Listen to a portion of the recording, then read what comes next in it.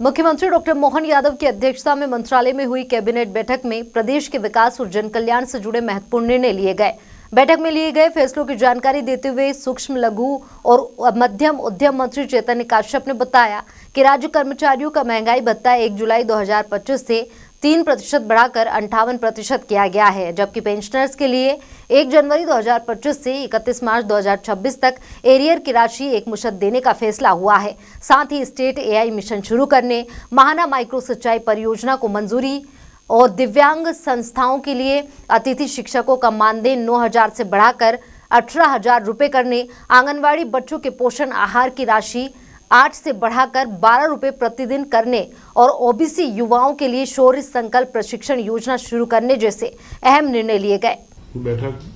Cabinet की हुई। माननीय मुख्यमंत्री मोहन यादव जी के अध्यक्षता में कई महत्वपूर्ण निर्णय लिए गए और उसी के साथ में उन्होंने गुड़ी पड़वा के दिन से जल गंगा संवर्धन अभियान के शुभारंभ की चर्चा करी और सारे मंत्री व विधायकों के उनका आह्वान भी रहा कि वे इसको एक सफलतम अभियान के रूप में आगे बढ़ाए और इस अभियान में करीब 3 माह तक यह जल गंगा सिंचाई अभियान चलेगा और इसमें 2500 करोड़ रुपए की राशि खर्च होगी। प्रधानमंत्री मोदी जी के नेतृत्व में जल संरक्षण को राष्ट्रीय अभियान के रूप में चलाया जा रहा है और यह अभियान मध्य प्रदेश में पिछली बार भी सराहा गया और इस बार भी इसकी पूर्ण सफलता होगी। मुख्यमंत्री जी 21 तारीख को जयपुर गए थे। जयपुर में वहां के उद्यमियों के साथ में एक इंटरेक्टिव सेशन हुआ और उस सेशन में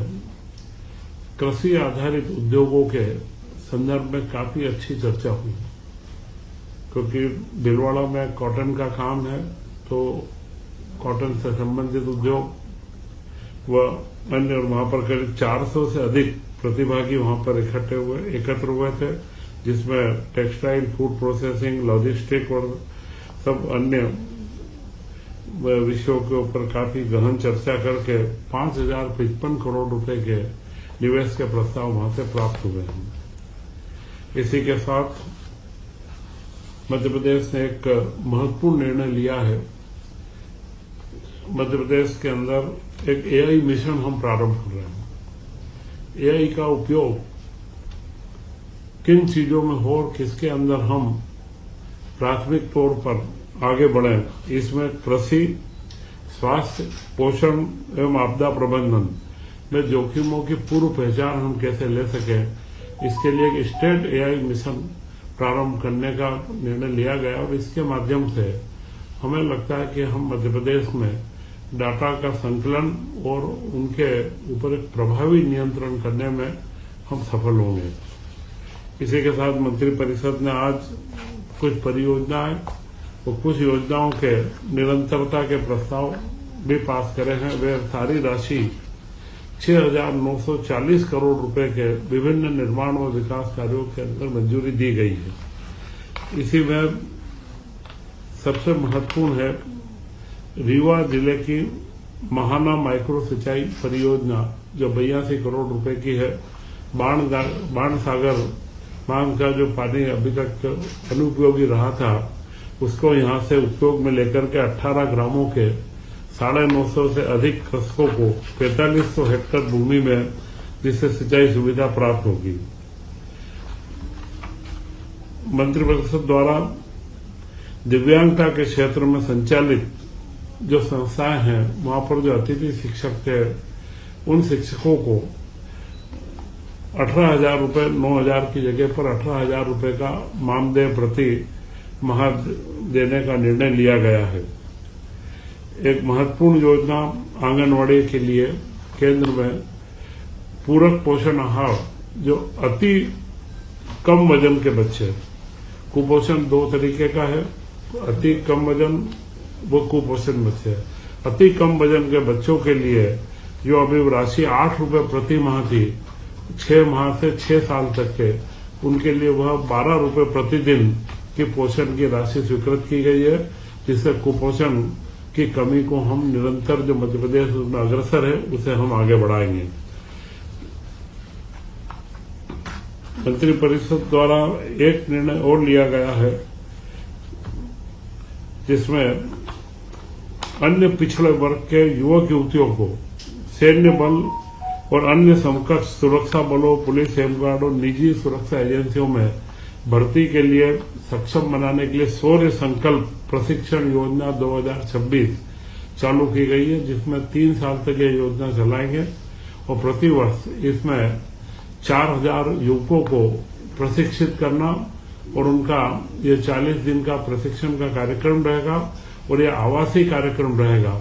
इस आवासीय प्रशिक्षण कार्यक्रम में 1000 रुपये पुरुष को प्रति माह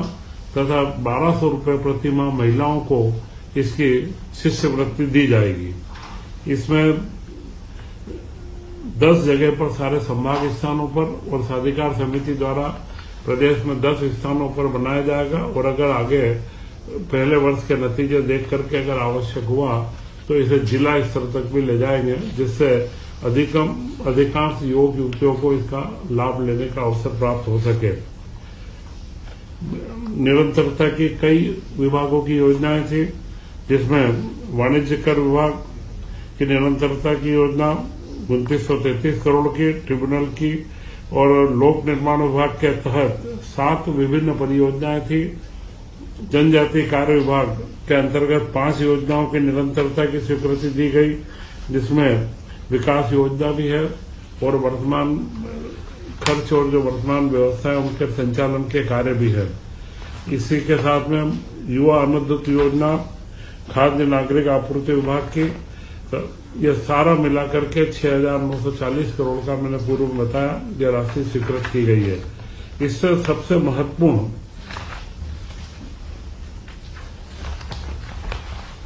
जो निर्णय लिया गया है वो कर्मचारी, मध्य प्रदेश शासन के कर्मचारियों के लिए वह निर्णय है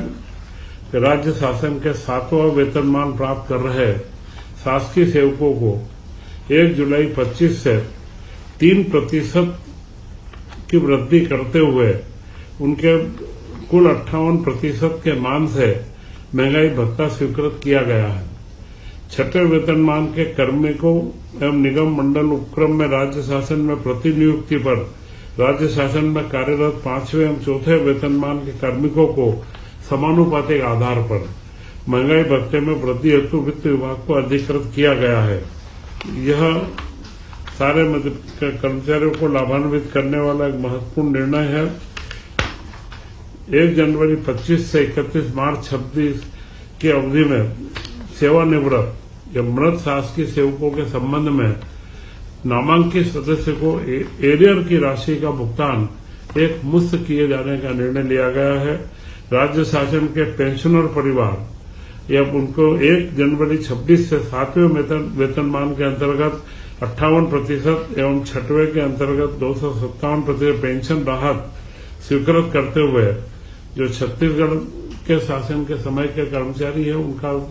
भी समायोजन करते हुए उसके ऊपर छत्तीसगढ़ सरकार को सहमति प्रदान करने का निर्णय लिया। शासकीय सेवकों, पेंशनरों और परिवार पेंशनरों को महंगाई भत्ता या महंगाई राहत में 3% के मान से वृद्धि करने पर राज्य के कोष पर करीब 2450 करोड़ रुपए का अतिरिक्त भार होगा। यह सिर्फ पेंशनरों का भार है, बाकी शासकीय सेवकों का जो महंगाई भत्ता 3% बढ़ाया गया है और मध्य प्रदेश सरकार निरंतर प्रतिबद्ध है कि हम कल्याणकारी कामों को भी आगे बढ़ाएं और शासन के कर्मचारियों के कल्याण के प्रति भी हमारे मुख्यमंत्री मोहन यादव जी की संवेदनशीलता है और वो निरंतर इसमें गतिशील रहते हैं।